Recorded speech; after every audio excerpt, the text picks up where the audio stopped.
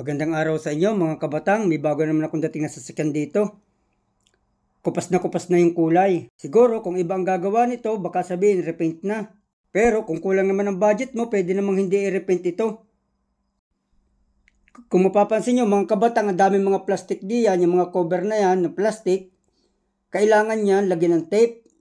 Kasi babapingin ko yan. Pag ikay nagbabaping, kailangan kubiran mo yung mga matatamaan ng bapping kasi mahirap yung tanggalin. Kaysa i-repaint, kayang-kaya pa naman gawa ng paraan, edi babaping na lamang muna. Kupas na kupas ang kulay Kaya ang preparasyon muna, kailangan munang lagyan ng mga tape yung paligid para hindi siya madamage. Kasi mahirap alisin yun pagka yun ay natamaan ng pambaping.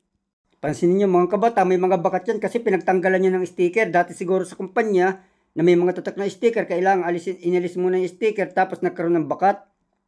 Kung papansin niyo naman, talaga namang kupas na yung kulay. Pero gagawin ko ng paraan mga kabatang na bumalik sa dati ang kulay niya. Kaysa gumastos ng malaki sa pagpaparepaint, edi babaping na lamang para hindi masyadong magastos. Yun nga lang, medyo pagod. Kailangan din sa pagbabaping, huwag mong i-filter yung pambaping kasi masusunog yung ano niya, binabaping mo. Kailangan gumagalaw ng gumagalaw kahit dandahan yung pagbaping mo.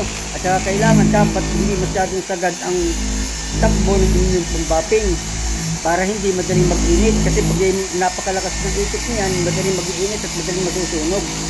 Kaya galang talaga sa pagbabaping. Kailangan huwag ka magmadali. Kailangan padaanan mo lahat para hindi mag-iba-iba yung kintab niya at kulay. Tingnan nyo mga kabatang, yung aking tape na inilagay, napakalaking tulong niya. Dahil hindi mo na kailangan pang alisin. Tulad yung mga plastic na iyan, pag ay dumikit yung kulay dilaw na yun, napakahirap alisin yan. Kaya dapat talaga, pag ikay bago ka magsimula magbaping, kailangan mong lagyan ng cover, lalo na yung mga plastic at saka goma sa mga bintana. Dahil napapakahirap talagang alisin pag yun ay tumama sa mga goma. Okay na mga kabatang tingnan naman ninyo. Kanina yan, pagkasama-sama ng kulay niya, kupas na kupas ang kulay niya. Tingnan nyo naman ngayon. Napakaganda na. Kintabang-kintaba na uli, parang uling bagong pintura laang. Diba? Kaysa gumastos kayo ng malaki sa pagpaparepaint, di ganyan na lang ang bapping at paras din naman ng itsura At napapakadali pa ng proseso pagka ganyan ang ginawa. Kaysa mag-repaint, kunti lang ang gastos, minus sa araw ng trabaho, ay parehas din naman na napakaganda.